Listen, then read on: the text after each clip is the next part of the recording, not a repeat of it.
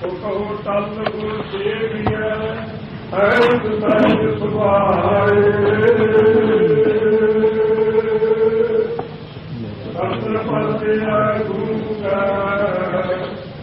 धर्म मर्म दुख जाए सतनाम श्री वाहेगुरु जी। सोरठ महला पंचम हर नाम हृदय पुरया सब काज हमारा होया हर नाम हृदय पुरया सब काज हमारा होया सब चरणी मन लागा पूर्ण जाके भागा मेरे साध संग हर ध्याया आठ पैर अरजु हर हर मर विद्या फल पाया रहा परा पूर्वला अंकुर जाग्या राम नाम मन लाग्या मन तन हर दर सुख मावे नानक दास सच्चे गुण गावे मन तन हर दर सुख मावे नानक दास सच्चे गुण गावे।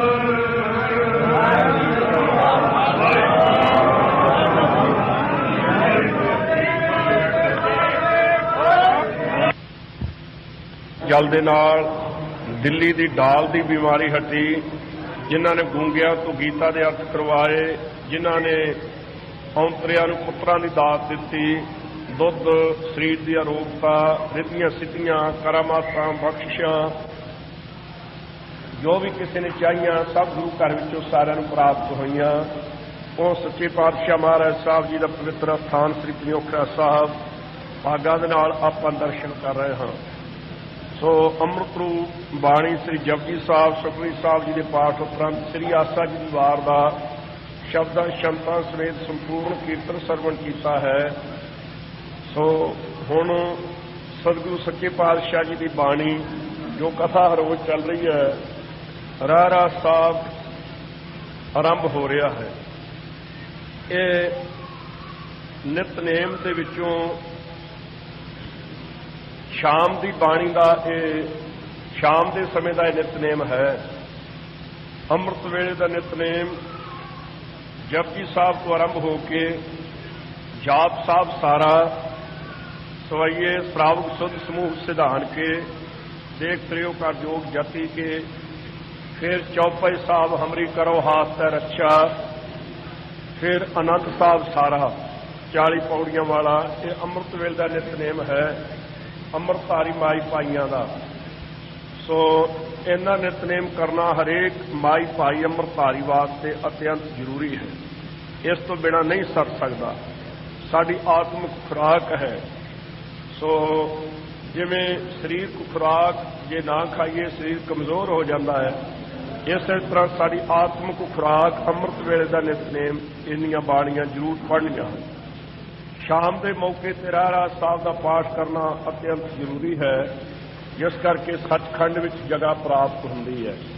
शाम के मौके रात के मौके ते बराजन लग्या सोहले का पाठ करना, कीर्तन सोहला भी जिस बाणी नूं कहंदे कहा जाता है। सो सोहले जी का पाठ करके रात नूं बराजना है। सो ये तिन्ने समय सतगुरु सच्चे पातशाह जी ने साडे सफले कीते हन और इन्हां तिन्नां ही बाणियां नूं साहिब गुरु ग्रंथ साहिब जी के आरंभ विच आप जी ने कृपा करके फरमाया है, लिखिया है। सो वाहिगुरु मंत्र का सिमरन श्वास श्वास करने की आग्या है। मूल मंत्र का अभ्यास वध तो वध करना है। वो जिन्नी बाणी वध तो वध पढ़ी जाए सब लाहेबंदी है, गुरु रूप जान के पढ़नी है। बाणी की कथा सुननी बहुत जरूरी है। जब तक बाणी के अर्थ सिद्धांत मतलब का पता नहीं लगेगा, तदों तक पूरा आनंद या पूरा लाभ नहीं प्राप्त हो सकता। इस वास्ते गुरु की बाणी की कथा सुन के विषय विकारां दी अंदर दी मैल निवृत्त हुंदी है। सुन हर कथा उतारी मैल, महापुनीत पै सुख सैल। गुरु की बाणी का कीर्तन करना ते सुनना अत्यंत जरूरी है। गुरु के सिख का जीवन अधूरा है जे कीर्तन जे करे या ना सुने। करना या सुनना सो इको ही महात्मा है, बहुत जरूरी है। कल युग में कीर्तन प्रधाना, गुरमुख जपिया लाए ध्याना। पार ब्रह्म हुआ सहाई, कथा कीर्तन सुखदाई।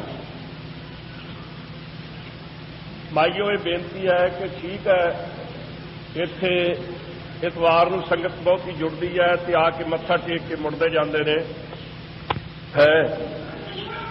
गुर सतगुर का जो सिखा खाए, सो भलके उठ हर नाम ध्यावै। उद्यम करे भलके प्रभाती, स्नान करे अमृत सर नहावै। उपदेश गुरु हर हर जप जापै, सब किलविख पाप दोख लै जावै। फिर चढ़े दिवस गुरबाणी गावै, बहदियां उठदियां हर नाम ध्यावै। जो सास गिरास ध्याय मेरा हर हर, सो गुर सिख गुरु मन पावै। जिसनों दयाल होवे मेरा स्वामी, तिस गुर सिख गुरु उपदेश सुनावै। जन नानक धूड़ मंगे, तिस गुर सिख की जो आप जपै अवरै नाम जपावै। गुरमुख नाम दान इशनान।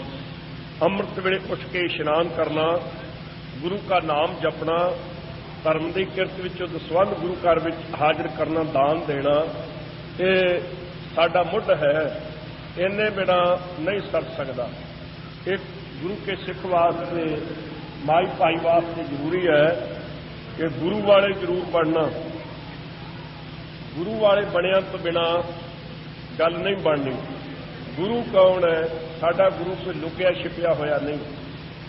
साडे सतगुरु प्रतੱਖ ਹਨ। बाणी गुरु, गुरु है बाणी, विच बाणी अमृत सारे।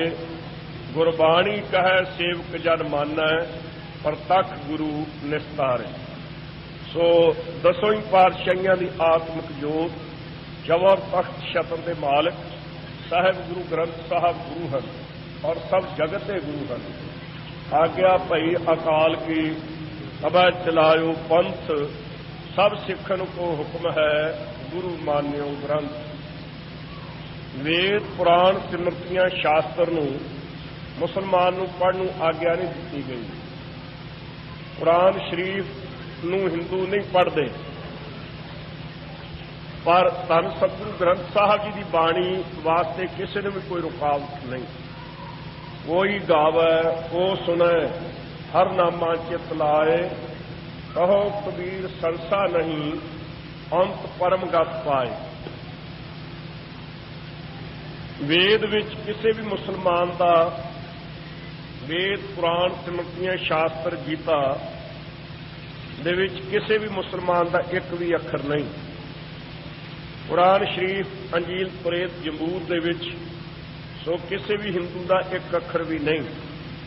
पर धन गुरु ग्रंथ साहब जी की बाणी सब नूं अपनाया गया है और सारियां दी बाणी जो गुरु के आशे अनुसार है, वो सारी सतगुरु सच्चे पातशाह जी आप प्रवान की है। सो सब नूं सांझी वालता केवल सतगुरु जी ने कृपा करके बख्शी है। तू सांझा साहिब बाप हमारा, नौ नित तेरा अखुट भंडारा। इस वास्ते सब दे सांझे केवल ते केवल गुरु ग्रंथ साहब सच्चे पातशाह हैं और सब नूं सांझा उपदेश दे रहे हैं। की कोई मुसलमान है, की कोई हिंदू है। सो इस तरह अगे किसी भी कोई वर्ण वाला, किसी आशर्म वाला और किसी भी वो अपने किते नूं धंधे नूं किसी प्रकार दे करने वाला है, सब नूं पवित्र उपदेश गुरु की बाणी में हजूर ने बख्शिया है। सो इस वास्ते सतगुरु ग्रंथ साहब से दृढ़ निश्चय होना सब तो पहला जरूरी है। गुरु वाले बनने वास्ते दसम पातशाह जी वालों चलाई हुई मर्यादा, पंजा प्यारियां राही अमृत छको, और पंजां प्यारिਆਂ ਤੋਂ ਗੁਰਮੰਤਰ ਦੀ ਪ੍ਰਾਪਤੀ ਕਰੋ। ਸੋ ਫਿਰ ਰਹਿਤ ਵਿੱਚ ਪ੍ਰਪੱਕ ਹੋਵੋ। ਸਿੰਘ ਦਾਮ ਵਾਲਿਆਂ ਨੇ ਸਿਰ ਦੀ ਚੋਟੀ ਤੋਂ ਲੈ ਕੇ ਪੈਰ ਦੇ ਅੰਗੂਠੇ ਤੱਕ ਕਿਸੇ ਵੀ ਥਾਂ ਤੋਂ ਕੇਸਾਂ ਨੂੰ ਘਸਾਉਣਾ ਨਹੀਂ, ਪਟਾਉਣਾ ਨਹੀਂ, ਮਨਾਉਣਾ ਨਹੀਂ। ਤੰਬਾਕੂ ਨੂੰ ਭੁੱਲ ਕੇ ਵੀ ਹੱਥ ਨਹੀਂ ਛੁਹਾਉਣਾ।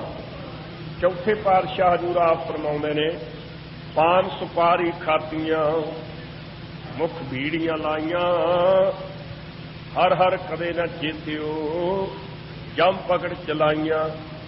ਪਾਨ ਚੱਬਣੇ, ਸੁਪਾਰੀਆਂ ਖਾਣੀਆਂ, ਬੀੜੀਆਂ ਪੀਣੀਆਂ ਜਾਂ ਬੀੜੇ ਮੂੰਹ ਵਿੱਚ ਚੱਬਣੇ, ਸੋ ਖੈਣੀਆਂ ਜਾਂ ਜਰਦਾ ਜਾਂ ਹੋਰ, ਇਸ ਨੂੰ ਕਈ ਕੁਛ ਕਹਿੰਦੇ ਆ ਬਤੀਆ।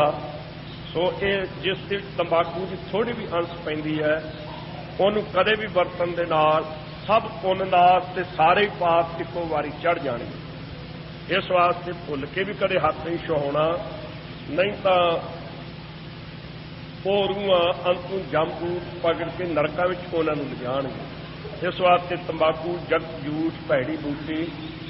ਸੋ ਇਸ ਨੂੰ ਭੁੱਲ ਕੇ ਵੀ ਗੁਰੂ ਕੇ ਸਿੱਖ ਨੇ ਹੱਥ ਨਹੀਂ ਛੁਹਾਉਣਾ। ਸੁਣ ਗੁਰਸਿੱਖ ਕੀ ਰਹਿਤ ਕੋ ਤਜਾ ਤੰਬਾਕੂ ਸੰਗ, ਮਰਣੀ ਮਰੈ ਤੋ ਅਤ ਭਲਾ, ਜਗ ਝੂਠ ਨਾ ਅੰਗ। ਮੌਤ ਭਾਵੇਂ ਮਰ ਜਾਵੇ ਪਰ ਕਦੇ ਇਹਨੂੰ ਹੱਥ ਤੱਕ ਨਾ ਛੁਹਾਉਣਾ ਕਰੇ, ਅੰਗ ਨਾ ਕਦੇ ਛੁਹਾਵੇ ਤੰਬਾਕੂ। ਸੋ ਇਸੇ ਤਰ੍ਹਾਂ ਹਲਾਲ ਨਹੀਂ ਖਾਣਾ। ਜਿਸ ਮਾਸ ਤੇ ਮੁਸਲਮਾਨਾਂ ਦਾ ਕਲਮਾ ਪੜ੍ਹਿਆ ਗਿਆ ਹੈ, ਪੁੱਠਾ ਮਾਸ ਖਾਣ ਦੇ ਨਾਲ ਪਤਤ ਹੋ ਜਾਵੇਗਾ, ਸਿੱਖ ਪ੍ਰੈਤੀਆ ਹੋਵੇਗਾ। ਬਲਕਿ ਕੋਈ ਵੀ ਮਾਸ ਜ਼ਬਾਨ ਦੇ ਸਵਾਦ ਵਾਸਤੇ ਖਾਣਾ ਮਨਾ ਹੈ, ਨਹੀਂ ਖਾਣਾ। ਰਸ ਸੋਇਨਾ ਰਸ ਰੂਪਾ ਕਾਮਣ, ਰਸ ਪਰਮਲ ਕੀ ਵਾਸ, ਰਸ ਘੋੜੇ ਰਸ ਸੇਜਾ ਮੰਦਰ, ਰਸ ਮੀਠਾ ਰਸ ਮਾਸ, ਇਹਤੇ ਰਸ ਸਰੀਰ ਕੇ ਕਹਿ ਘਟ ਨਾਮ ਨਿਵਾਸ। ਸੋ ਚੌਥੀ ਕੁਰੈਤ ਹੈ ਕਿਸੇ ਵੀ ਬਗਾਨੀ ਜਨਾਨੀ ਜਾਂ ਬਗਾਨੇ ਪੁਰਸ਼ ਨਾਲ ਮੰਦ ਕਰਮ ਕਰਨਾ। ਇਹ ਕੇਵਲ ਇਹ ਨਹੀਂ ਕਿ ਤੁਰਕਨੀ ਨਾਲ ਯੁੱਧ ਨਹੀਂ ਕਰਨਾ, ਨਹੀਂ ਕੋਈ ਵੀ ਪਰਾਈ ਇਸਤਰੀ ਹੈ। ਸੋ ਦੇਖ ਪਰਾਈਆਂ ਚੰਗੀਆਂ, ਮਾਵਾਂ ਭੈਣਾਂ ਧੀਆਂ ਜਾਣਾ। ਬਗਾਨੀਆਂ ਵੱਡੀਆਂ ਨੂੰ ਮਾਵਾਂ, ਬਰਾਬਰ ਦੀਆਂ ਨੂੰ ਭੈਣਾਂ, ਛੋਟੀਆਂ ਨੂੰ ਧੀਆਂ ਦੀ ਨਿਗਾਹ ਦੇ ਨਾਲ ਤੱਕਣਾ ਹੈ। ਜਦ ਸੱਤ ਵਿੱਚ ਪੱਕੇ ਰਹਿਣਾ। ਇਸ ਤੋਂ ਵਿਰੁੱਧ ਚੱਲਣ ਵਾਲਾ ਉਹ ਪਤਤ ਹੈ। ਇਸ ਦੇ ਨਾਲ ਲੱਗਵੀਂ ਸ਼ਰਾਬ ਵੀ ਇੱਕ ਕੁਰੈਤ ਹੀ ਸਤਿਗੁਰੂ ਤੀਸਰੇ ਪਾਤਸ਼ਾਹ ਜੀ ਨੇ ਫਰਮਾਈ ਹੈ। ਮਾਨਸ ਭਰਿਆ ਆਣਿਆ, ਮਾਨਸ ਭਰਿਆ ਆਏ, ਜਿਤ ਪੀਤਾ ਮਤ ਦੂਰ ਹੋਏ, ਵਰਨ ਪਵਾ ਵਿੱਚ ਆਏ। ਆਪਣਾ ਪਰਾਇਆ ਨਾ ਪਛਾਣਈ, ਖਸਮੋਂ ਧੱਕੇ ਖਾਏ, ਜਿਤ ਪੀਤਾ ਖਸਮ ਵਿਸਰੈ, ਦਰਗਾਹ ਮਿਲਾ ਸਜਾਏ। ਝੂਠਾ ਮਦ ਮੂਲ ਨਾ ਪੀਚਾਈ, ਜੇ ਕਾ ਪਾਰ ਵਸਾਏ। ਇਸ ਵਾਸਤੇ ਭੁੱਲ ਕੇ ਵੀ ਕਦੇ ਸ਼ਰਾਬ ਨਹੀਂ ਪੀਣੀ, ਗੁਰੂ ਕੀ ਆਗਿਆ ਨਹੀਂ। ਸੋ ਇਹਨਾਂ ਕੁਰੈਤਾਂ ਤੋਂ ਬਚਣਾ, ਪੰਜਾਂ ਕਾਰਾਂ ਦੀ ਰਹਿਤ ਰੱਖਣੀ, ਪੰਜਾਂ ਬਾਣੀਆਂ ਦੇ ਨਿਤਨੇਮੀ ਬਣਨਾ ਹੈ। ਕਿਸੇ ਕਬਰ ਨੂੰ ਨਹੀਂ ਕਦੇ ਮੰਨਣਾ, ਕਿਸੇ ਮੜੀ ਮੱਠ ਨੂੰ ਨਹੀਂ ਮੰਨਣਾ, ਕਿਸੇ ਭੂਤ ਪ੍ਰੇਤ ਨੂੰ ਨਹੀਂ ਮੰਨਣਾ। ਆਪ ਚੰਗੀਆਂ ਉੱਠ ਜਾ ਕੇ ਦਸਤਾਰ ਸਜਾ ਕੇ ਆ, ਦਸਤਾਰ ਸਜਾਏ ਬਿਨਾਂ ਖਬਰਦਾਰ ਕਦੇ ਗੁਰਦੁਆਰੇ ਸਾਹਿਬ ਵਿੱਚ ਆਏ। ਨਵਾਂ ਤਰੀਕਾ ਸ਼ਹਿਰੀਆਂ ਦੇ ਵਿੱਚ ਤਾਂ ਹੈ ਵੀ ਪਟਕਾ ਜਿਹਾ ਬੰਨ੍ਹ ਕੇ ਨੌਜਵਾਨ ਵੀ ਕਈ ਤੁਰੇ ਫਿਰਦੇ ਆ, ਰੁਮਾਲ ਜਿਹਾ ਬੰਨ੍ਹ ਕੇ। ਪੂਰੇ ਦਸਤਾਰ ਸਜਾਏ ਤੋਂ ਬਿਨਾਂ ਗੁਰੂ ਕੀ ਹਜ਼ੂਰੀ ਵਿੱਚ ਕਦੇ ਨਹੀਂ ਆਉਂਦਾ। ਇਹ ਨਵਾਂ ਸਿੰਘ ਹੈ ਜੀ, ਪਰਸੋਂ ਕੀ ਰਲਿਆ ਇਹਨੂੰ ਪਤਾ ਨਹੀਂ। ਸੋ ਕਿਸੇ ਕਬਰ ਨੂੰ ਨਹੀਂ ਮੰਨਣਾ, ਕਿਸੇ ਮੜੀ ਮੱਟ ਨੂੰ ਨਹੀਂ ਮੰਨਣਾ, ਕਿਸੇ ਭੂਤ ਪ੍ਰੇਤ ਨੂੰ ਕਦੇ ਭੁੱਲ ਕੇ ਵੀ ਨਹੀਂ ਮੰਨਣਾ।